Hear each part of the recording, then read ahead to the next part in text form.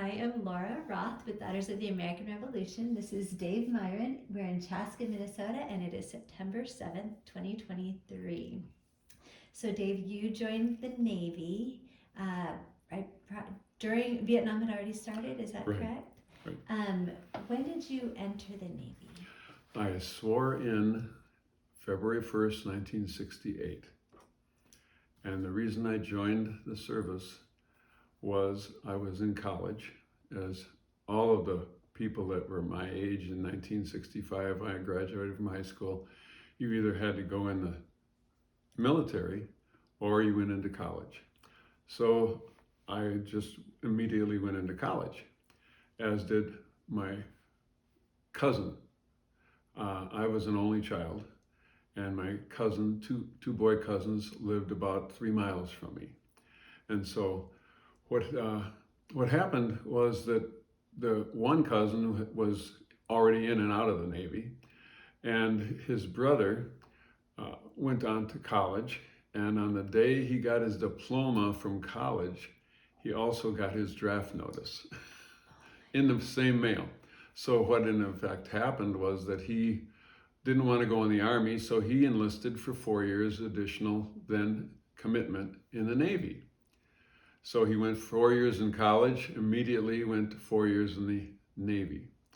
So me seeing that, I was in my second year of college, and the Vietnam War was still going on, and you knew as a 20-year-old person that you were going to have a military obligation. So what I did is I went to the Naval Reserve Center and signed up on a wait list to join the Navy for a 2-year enlistment instead of the 4-year enlistment.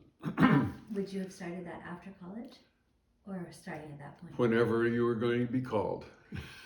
You did not know. Okay. So I continued on at the University of Minnesota and got informed my junior year in the College of Education, I was going to become a teacher, that Uncle Sam wanted me. So I went to the Reserve Center and swore in on February 1st, 1968. And Did then, that mark your official beginning of the yes, 2 years? Okay. that's my enlistment began. And so that's not just, that's when my enlistment began. Your obligation for your 2 years began when you began active duty, boot camp, okay? So in April of 1968, I swore in February. In April of 1968, I got orders to go to boot camp. Wasn't immediate, but I was in boot camp in April of 68 for 6 weeks. And in the midst of those 6 weeks, Martin Luther King Jr. was assassinated. So that really was a stressful time in boot camp to have learned that, and then you just didn't know what was going to happen. Well, anyway, I got through the 6 weeks of boot camp and came home for what was supposedly about a 180-day delay. That's just the way they worked that. Well, in the midst of that, in the summer of 1968, my girlfriend at the time, graduated from high school in June of 68. We got married in December of 68, okay? At least my boot camp hair had grown out by December, so I didn't have a flat top in my wedding pictures.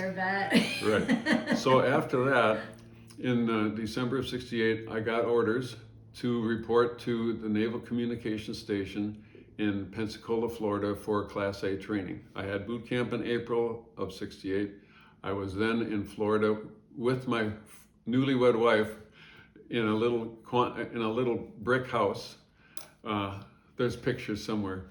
But what we ended up doing was living in this little house off base. Let's see. So this is you guys. I'll show the one picture when you were Okay. there. And then we went back, in 25 years anniversary, went back to the house a second time then. Oh gosh, how fun. So we were in Pensacola, Florida for about, I can't remember exactly, let me think. from January of 69 until, goodness, till June of 69. Okay? So 6 months. Right.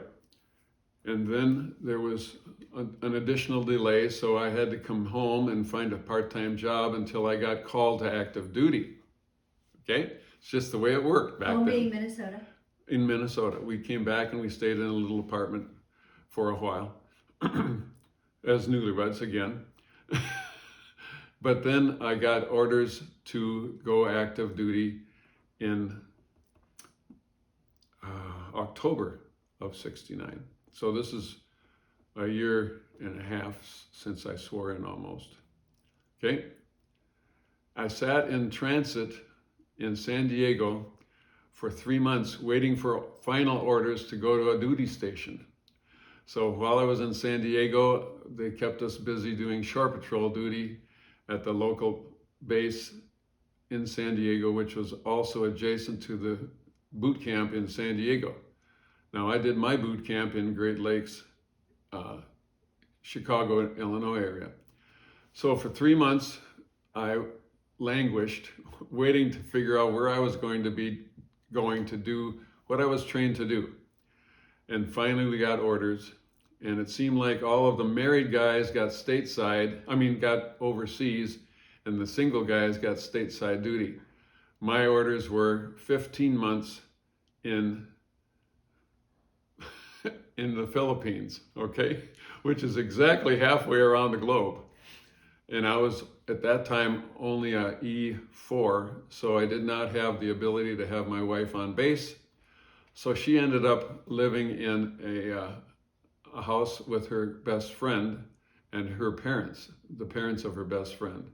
She was one of 6 people in her family. It didn't have room for her to come home, so she went with her girlfriend in the Robbinsdale area, Robbinsdale, Minnesota, where we grew up. Okay? I don't know if this is making any sense at all, but newlyweds, before we even saw our first anniversary, I got shipped overseas. So I spent 15 months overseas, but not all of it on the Naval Communications Station in the Philippines. Partway through my service on board, in the Naval Security Group's communication station, San Miguel, Philippines, I got orders to go temporary active duty, it's called TAD, onto a aircraft carrier. Now I should explain what I was trained in down in Florida, I guess. I learned Morse code in Class A school, and that is, besides the Morse code, I also learned the background on a few of the other nations' naval stations and related communications between their business. And it's kind of, if you remember, in 1968 there was a Korean takeover of a naval ship called the Pueblo. The enlisted men and the officers on the Pueblo, for all intents and purposes, were collecting information. The way the Koreans looked at it is that it was a spy ship. But all of those sailors and officers on that ship were the same rating as me. They were communications technicians.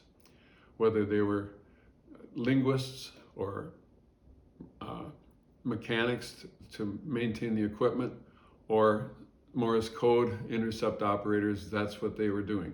And so that made a big splash, and they were held captive in North Korea for quite some time. They survived? They all survived, but there's a book called The Pueblo, and the captain had written the story afterward. But it was a real tense time. And so when I was in the Philippines on the base there, I pretty much copied Morse code. And it was a combination of Russian shipping and just general interceptive communications. And every nation has been doing this for decades, keeping tabs on the enemy, so to speak, back during the Vietnam War. And so that's what I did for the first 6 months or so. And then I got orders, like I said, to go on to the aircraft carrier Shangri-La, CVA 38. And let's see, how long was I on that? I was on that for about 6 months, from April of 1970 until September of 1970. I was on the ship, the Shangri-La. And that was a little bit different than what I had been doing on the base for the first 6 months. The Shangri-La was in the Gulf of Tonkin, about 20 miles off the coast of South and North Vietnam. Our pilots on the ships were taking off and doing bombardment of the North Vietnamese area. The job I had on that ship was top secret stuff. But what we did was we intercepted the North Vietnamese and the Chinese air defense signals. It was very, very interesting work. It was all encoded, but within our small department or division on the ship, we had linguists and we had people who were able to transcribe that which we were copying from Morse code signals, following each of our planes across South and North Vietnam using their air defense signals. It was far more accurate than the radar that we had on our ships or any land-based radar in surrounding nations, to put it that way. So it was pretty interesting. What we would type off of our headsets as we're listening to Morse code, we would transcribe, hand it over to either people transcribing it, or they would directly send our data to Washington, D.C. through Hawaii. Very interesting. It's all been declassified now, naturally. It's all different. But that was how we were able to follow our own jets off of our plane, off of our ships, as they would do their raids in Vietnam. Probably the most interesting moment I had was in September of 1970. And we had a top secret mission going that had been in place for probably 6 months back in the States. And it involved an effort to fly our military and land them in North Vietnam and try to rescue POWs from a prison camp there. Online now you can see it. It's called the Son Tay Raid, SONTAY Raid. It was, like I said, top secret. And we worked that night following all of the planes going in. And what happened was we landed. We didn't lose a plane, we didn't lose a man, but we didn't get any captives out of the prison because they had been moved about a week or two earlier. So when I see what goes on television nowadays with security information, if you know what I'm talking about, having it stored in bathrooms or in someone's garage next to their Corvette, it's pretty frustrating because we tried to keep everything either on water-soluble paper, or we burned everything that we transcribed on the ship. We had a Russian fishing trawler following our aircraft carrier throughout the whole 6 months that we were there, and they were trying to salvage all of our garbage we would throw off the fantail of the back of the ships, But so it's a constant effort by all countries to keep as safe as they can through whatever means they can. But that was a pretty stressful night, seeing all of these. We would type our information and it would be transcribed right there in the division, and we would be marking the locations of our planes as they would go across the country. That was the most interesting work, and that was using a Russian Cyrillic typewriter, because they have 6 additional letters in their alphabet than we have. And me as a person, I only was able to understand a little bit, and mostly I was able to understand the call stations that they were sending their messages from and to. And just as an example, this is 53 years ago, I still remember the call signs of XSF2, which was, I have no idea where that transmission station was, but I can tell you, I can still in my mind tell you what the signal of XSF2 is. You ready for this? Ready. That's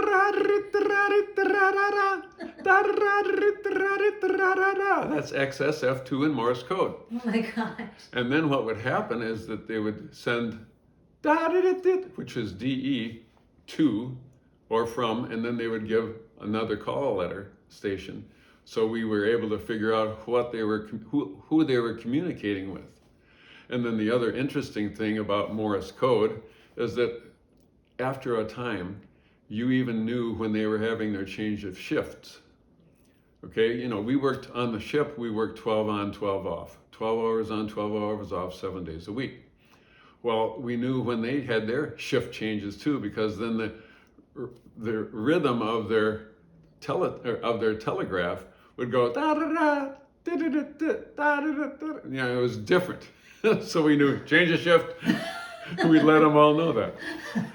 So that was interesting. And we were, after a little while, we were able to know pretty much exactly when they changed their encrypted locations, because we'd be following a plane on our board with their logistics, and all of a sudden the numbers would change. But we'd keep following that same plane, so we'd be able to quickly change the location numbers on our grease pen map. So it was just quite an interesting job, besides what I did in the Philippines on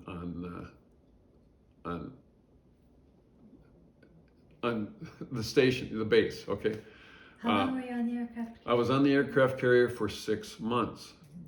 From April, it was 180-day, let me make sure though, it was 180-day temporary active duty. And I'm starting to kind of get closer and closer to when my time would have been up, and I'd be able to get orders back stateside and see and meet my wife again of 6 months. But then what happened was I got a letter. There was, you know, you're getting closer and closer to know when you're supposed to be off the ship, and you know when you're supposed to be able to be shipped home after 15 months. But I went to the chief on base, and I explained to him that there's a few statements around the ship that was said that I was one of the experts in Chinese and North Vietnamese signals, and that maybe I was going to be hanging on there much longer. Well, that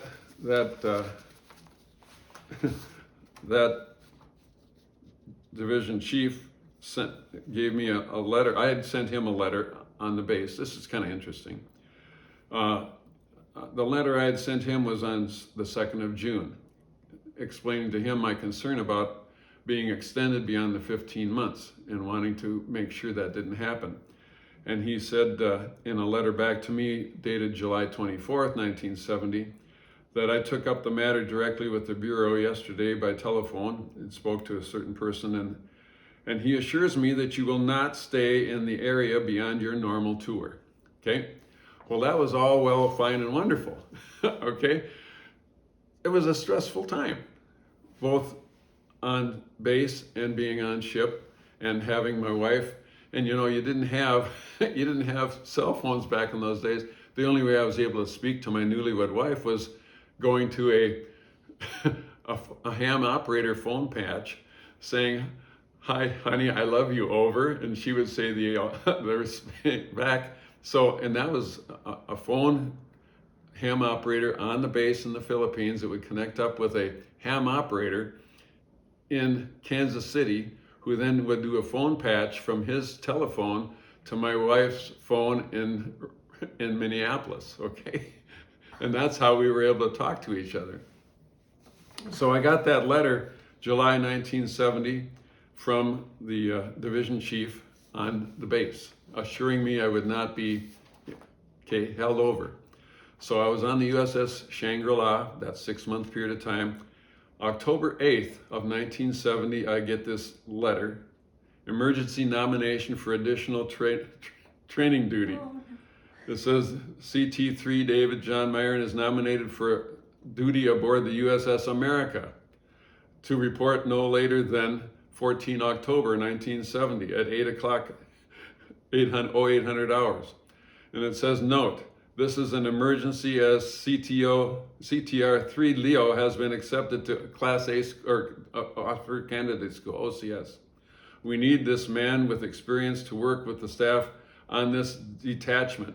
We have no other choice. Okay, that's Chief Sen.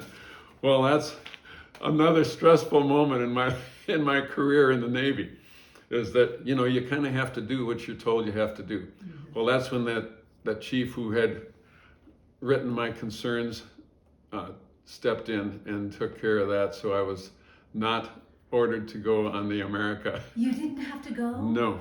Whoa. Yeah, so Chief Zambelli, thank you. CS Jim Zambelli, Division Chief, stepped in again. But I said to my wife, I says, they're telling me that I'm the only person in the Navy that can copy Chinese cut numbers. And anyway, it was a stressful time. A little hypertension once in a while in your life helps you, I guess, but it certainly matured me. How old were you at that time? I was 21, 22, married 7 months. So you finished up in October and went... Yeah. Okay, so just to try to be accurate here. I returned off the ship in September 30th of 1970, and I left the Philippines March 22nd, 1971. So I was overseas from December of 68 until April of 71. Okay? Until April? Until March of 71, March 22nd, April. And then I was ordered to the Naval Security Group base in Skaggs Island, California, which is in Sonoma, the Napa Valley. Well, my wife, and there's pictures of my wife meeting me at the airport, my newlywed girlfriend. Anyway, I don't know if it's in the book or not, but we ended up going to California. Here, this picture, the top one. That's Sandy and I in 1971 at the Golden Gate Bridge. Sonoma and Skaggs Island Naval Base is on the very north end of San Francisco Bay. Amen.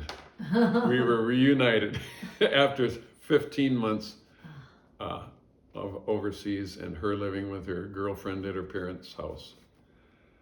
And I don't know where, I can continue. This is also kind of an interesting story. Please. So while there, I got a chance for an early out. While you were in Skaggs Island. Skaggs Island, California. And that required getting a letter, and I think I have it somewhere, a letter from the University of Minnesota stating that I truly could begin classes no later than the first week of July 1971, class, second subsection summer school. summer school, the second section of summer of 1971. So we finally were able to do that and get discharged. Okay, discharge date, I don't have it handy, but so we found an apartment in Fridley, and I drove my car to college and took my bicycle off the bumper, parked it under the brand new 35W bridge which was the bridge that 30 years later collapsed, and went to school my junior year at College of Education in Pike Hall, right off University Avenue. So I had just left the combat zones, basically, in the Gulf of Tonkin and the Philippines. And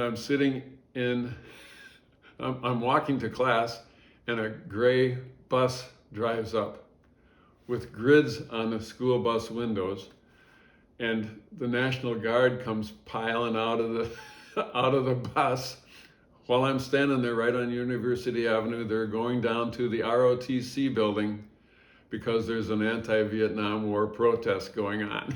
I went from one combat zone to another, sadly. And so I'm taking my classwork at Pike Hall with tear gas flying through the windows. Seriously? Seriously. The tear gas was, filtering from the protest 2 blocks away. That was an interesting moment in time. Had you ever experienced tear gas? No. When you were actually in boot camp, combat? yes. In boot camp. Wow. Yeah. I was on board ship in the Gulf of Tonkin the whole time, besides being in the Philippines. But it was combat zone duty. We had on board ship. That's another story I could share with you about the ship time. Yeah. On the base in the Philippines, food was really good, and we had, basically we worked 2, 2, 2, and 80. So we worked 2 evening shifts, followed by 2 day shifts, and then followed by 2 night shifts, and then we had 80 hours off in a row. On ship, we worked 12 on, 12 off, 7 days a week. But where was I going with this? Oh, goodness. Hit a pause for a minute. Not bad. You take all can't. the time you need. Okay. So, on board ship, they had a problem with the evaporators on the ship. Evaporators would turn salt water into fresh water. That was how we got fresh water on the ship. But since they had trouble with the evaporators, we had to wait for replenishment ships to come on board to give us fresh water until they were able to fix these evaporators, which wasn't very quickly. And so whenever we had allegedly had fresh water, we'd go and fill up our little canteens. Well, the problem with that was that the system that we brought our fresh water on from the replenishment ships was the same tubes that they brought on JP5 jet fuel.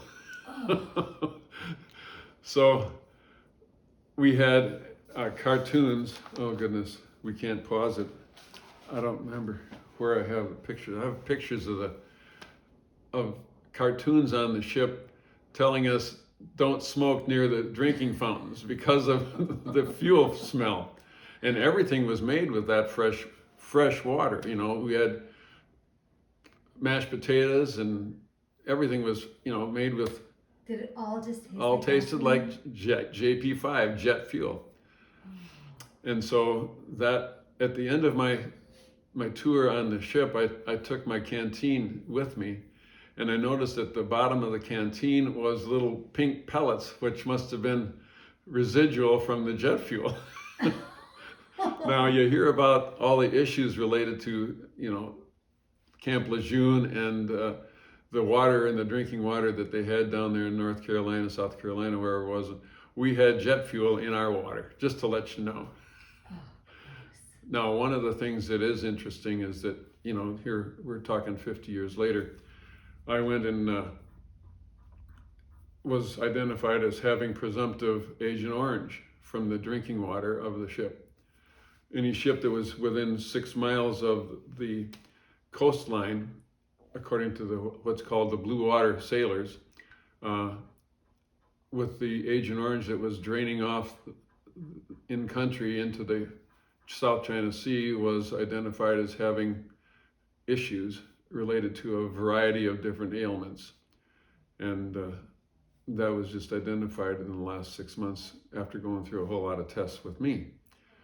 So it's called presumptive. And, you know, I've got a lot of little unique things with medical that I don't need to get into, but so I have service-related disability. Right. For what it's worth. But that's 50 years later, you know.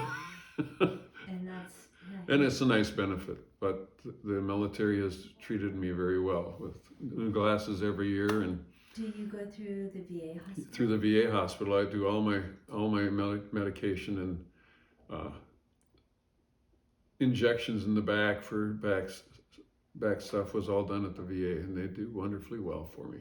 How long have you been working with the VA? Uh, Going through them? I don't know how many years. It's been about 6 years, I think.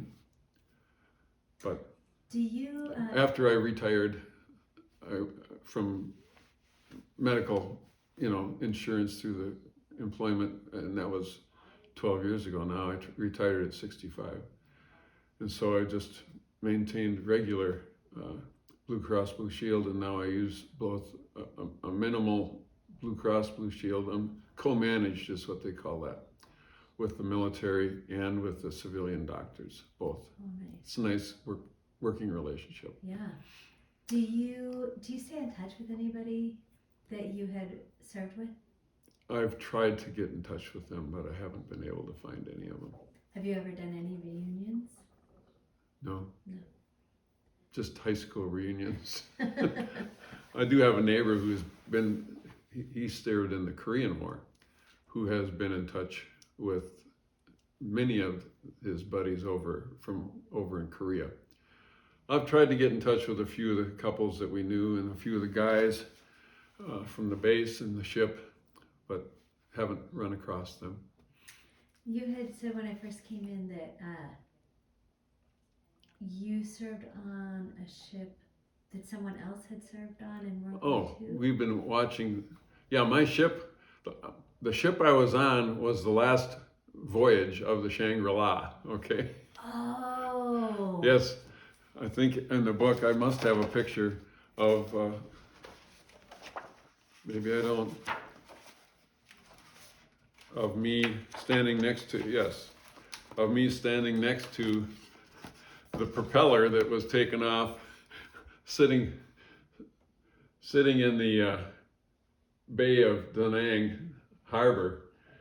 They had to pull that prop off, and then we limped our way up to Yokosuka, Japan, to have it repaired. And it was repaired? It was repaired, and we went back into Yankee Station, which is,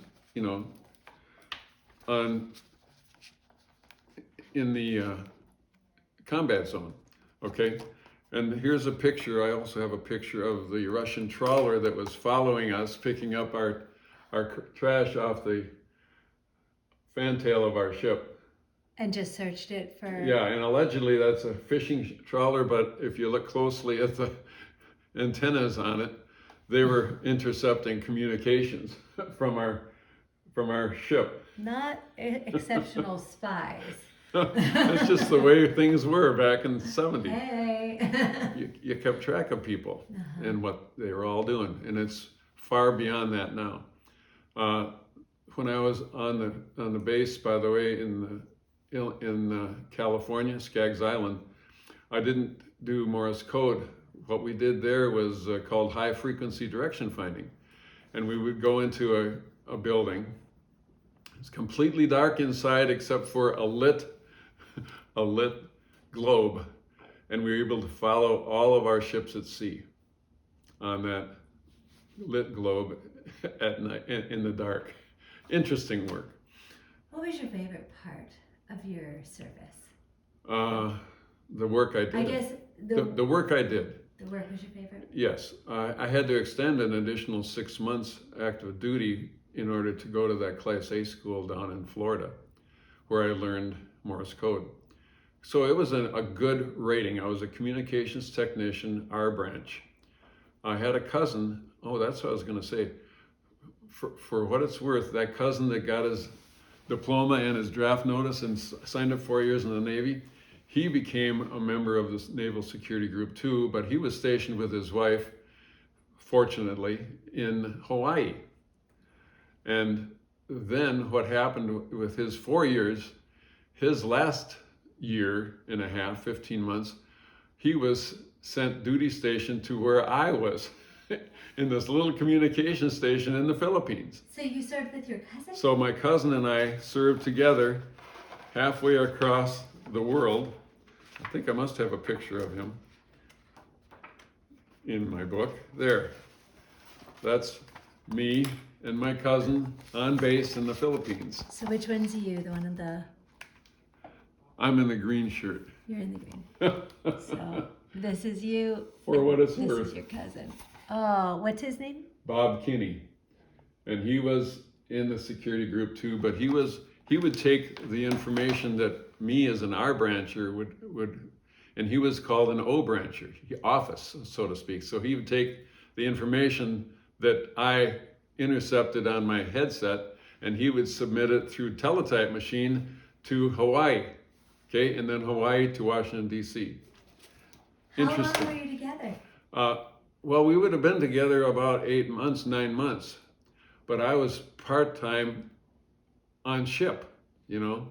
So his time there after I left was probably another six months by himself. But it was pretty interesting that I had no brothers and sisters, so he kind of grew up with me, you know. So you were an only child. I was the only child, and he was my cousin, and he's the one that got me to sign up to go in the Navy after his experience of 4 years in college and then immediately 4 more years in the military. Wow. So that's an interesting story.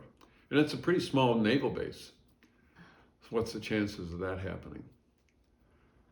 That is so neat. So then I finished, as I said, I went in the military partway through my junior year in college. So when I got out in that second summer session of 71, I finished up college in August of 72. With summer sessions and everything, I did about 2 years almost, 1.5 to 2 years of school in a year, with 2 sections of summer sessions and then fall, winter, and spring quarter. And I graduated in August of 72, and I immediately got a teaching job in Shakopee in August of 72. Well, while I was teaching, this is an interesting little story. While I was teaching, about 1971, excuse me, 72. Anyway, a fellow who was also a teacher of business school, business classes in Bloomington, Jefferson, was an officer in the Naval Reserve where I was training. Okay, but I was no longer training, of course, but he found interest in the fact that I was also in the security group, and so was he, but he was a lieutenant commander, you know, officer. So he said, you know, Dave, why don't you go and see if you can become an officer in the Naval Reserve? So I went to the training center and they set me up for an air flight officer physical. But they couldn't do any of that until I got clearance for a top secret security clearance. Okay, and I had to do this now. This is 80. I had to get in before I turned 35. So we're jumping ahead about 8 years. Okay, excuse me. The time frames are a little difficult to remember. But Lieutenant Commander Roger Winschlag was his name, and he's the one that encouraged me. So I went. And one of the first things that you had to do was pass an air flight officer physical, because everything was going to be done through the air on planes. Okay? I don't know much else other than, Join the Navy and end up in the skies. yes. But it was a reserve situation.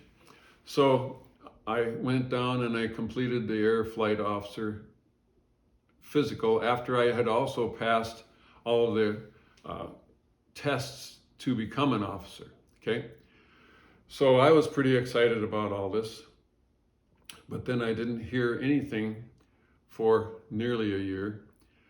And they called me, and I had to get in before I turned 35, but they called me and said that come down to the Reserve Center and swear in. And what I was going to be was a Lieutenant JG over 6 years of commitment. You know, my timing was almost up, definitely. So I went to the Reserve Center to swear in, and there wasn't anyone at the Reserve Center to swear me in as an officer now. Okay, I was enlisted, you know. And so I got a phone call about a week later that said, I'm sorry we missed you. We'll send an officer to your home to swear you in at your house. Okay, all well and good. Well, this is at the same time as I'm being laid off after teaching high school for 10 years. So we're talking 82. Okay, 1982. It's coming back to me now. Summer of 82. They ran out of money to pay vocational education through the state of Minnesota. So all of us voc ed teachers got laid off, letters of layoff. And I had 3 kids at the time. And so I got a job from the fellow that hired me at the high school had left, and he became a manager, a vice president of a healthcare business called Volunteers of America Health Services in Eden Prairie. And he heard I'd gotten laid off there, so he then called me up and offered me a job. Okay?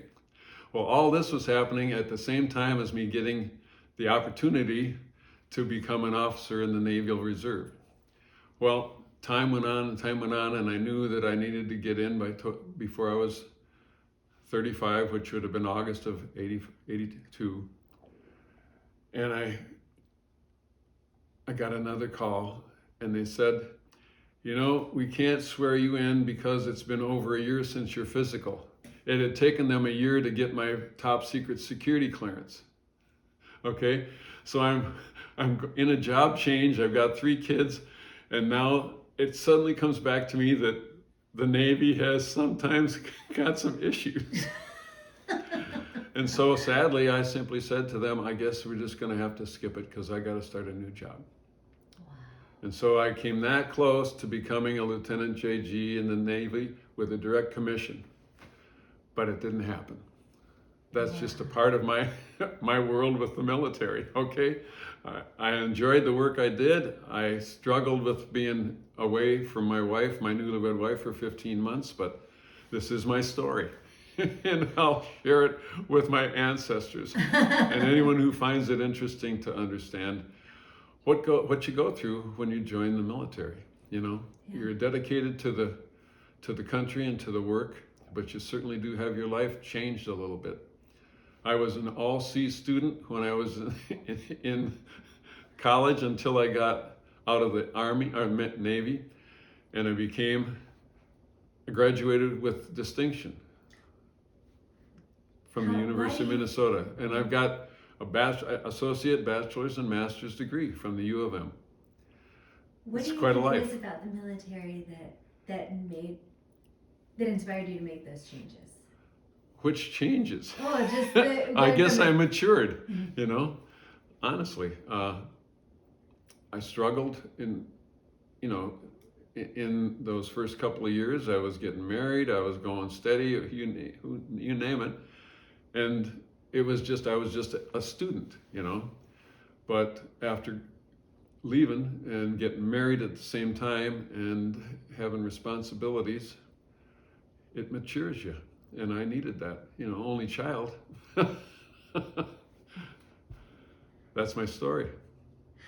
I taught for 10 years, and I worked in long-term care, healthcare management, director of operations for 30 years.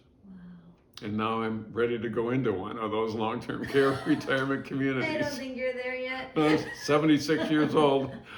I'm calling bingo every Wednesday at a local retirement community, and some of those people there are older than me. I'm younger than me. Oh yeah. Oh gosh. Yeah. Oh. Class of 65, and one of the ladies at my bingo call said, I'm class of 66, she says to me, Dave, I'm class of 66. So, anyway. How do you feel like your military experiences affected your life? I mean, we kind of talked a little bit about the maturation. Yeah, oh yeah. Well, you know, as an only child and growing up in Robbinsdale, a suburb, and we went to the largest school in the high school in the state of Minnesota, but I didn't really get too involved with the school because I kind of fell in love with my girlfriend, who happened to live 2 doors down on our block. And so she graduated in 68, and I went in the military in 68, as I had mentioned. And you know, we had 6 months together in Florida, and then we were gone apart for 15 months until April of 71. And you know, I was 22 years old, and a lot of the people that were on ship with me were young. And you know, when you're on the base in the Philippines, all those guys would go down to Longapo City and have companionship. Well, I didn't do that, but I guess I felt a lot more mature than some of those sailors and guys in my division. And maybe that was why they tried to have me go back on the USS America, as I took my job pretty serious. It was really interesting, and I felt important work. I was protecting a lot of guys, and we had a few from the base in the Philippines that didn't get TAD to a ship. They got TAD to Monkey Mountain, which was a communication station in country in Vietnam. And I lost a couple of buddies, you know. One of them died in a plane crash between the Philippines and Vietnam, just went down. And, you know, so I lived a blessed life. And my cousin and I are still good friends, you know. So when you say, have you run into any of the people that you're in the service with? Yeah, but he doesn't have quite as positive a feeling about his experience because of 4 years. And, you know, he had a child at the time too, when he was over in the Philippines. So it was pretty rough for him too. Right. But we did have each other for a few months out of the time I was still there and he was there. And that was nice. Yeah. But he's pretty much the only one that did what I did overseas. Like I say, I have neighbors who are, you know, former military, but not the same experiences.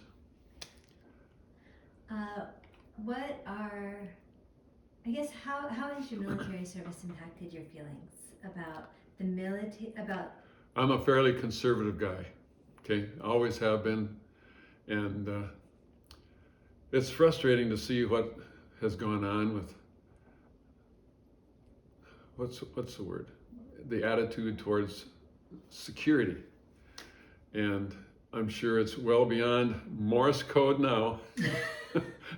But just knowing and understanding, you know, that this world's never been a peaceful place. You know, my wife and I have gone to Italy, and we've seen the walls that were built around Venice and Florence, you know, to keep the invaders out. For some reason, you know, I think we need to have a strong military.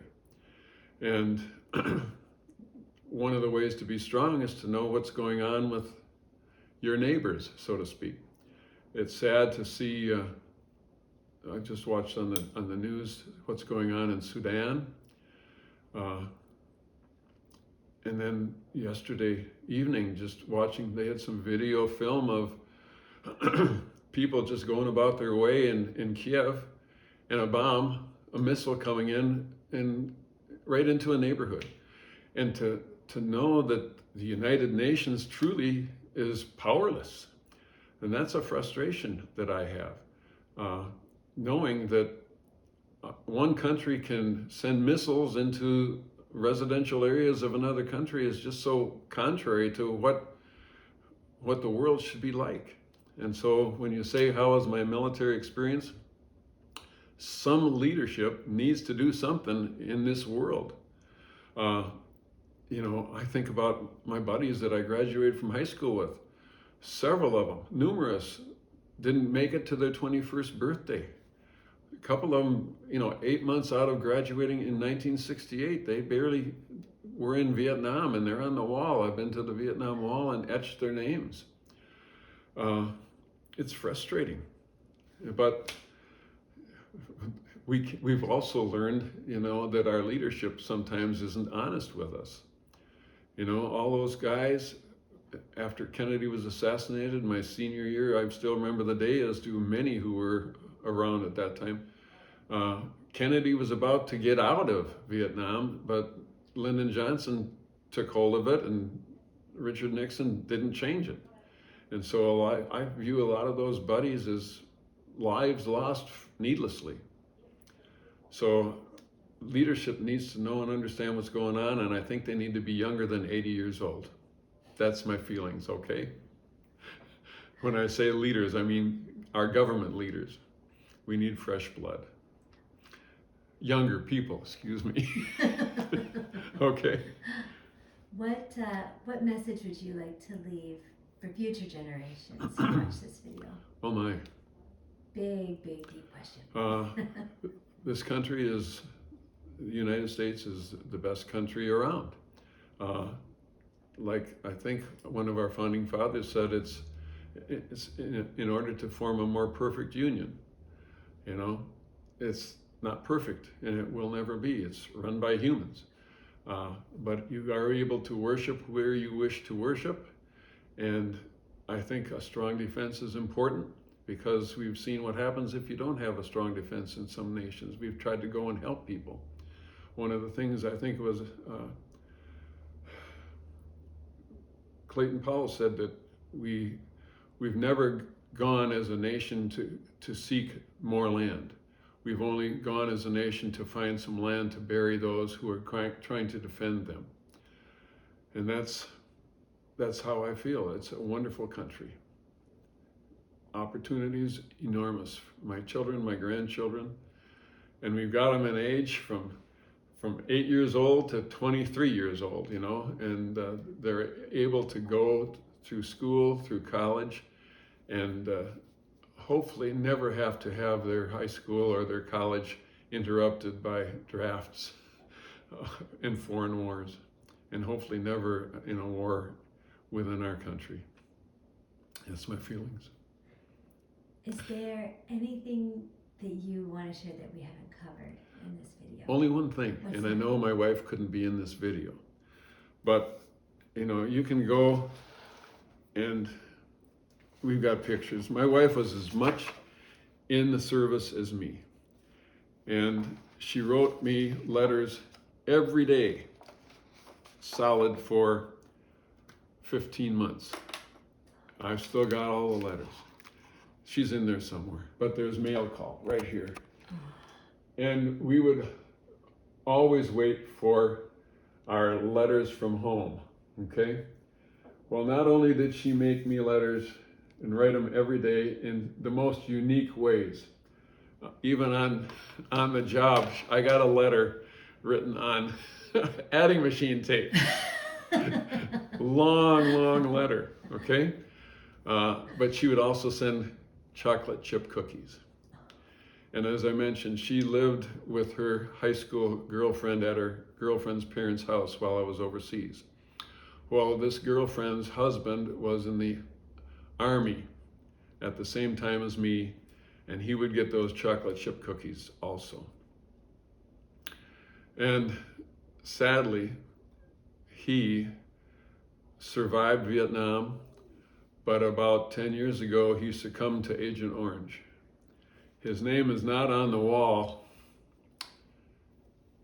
but he gave his life. What's his name? Jerry Sywick. Her name is Donna Wold Sywick. And It's not just the guys that were killed overseas there. It's the residuals of that. Okay. Thank you. Yeah. Thank you so much. Sorry about that. No. He was a great guy. Oh, it's so hard. Yep. Is there anything else that you wanted that we should talk about that we haven't already covered? No, other than the spouses are as much in this military, and they had their lives tossed around and moved around, and they're still happening. You know, they go to a duty station for 2 years, and they go to another duty station for 2 years, and it's a rough life for those families. Yeah. That's, I guess, how I would wrap it up. It's a wonderful country. Serve your country well. I have one last question. What do you wish more people knew about veterans? It's a lifelong commitment. And as I said, the VA Medical Center, many of them don't get the benefits that they deserve. And I'll just give you an example. My cousin, he served 4 years, active duty. And for some reason, he doesn't get the same benefits that I do after being in a combat zone. And I don't know that that's right. Okay?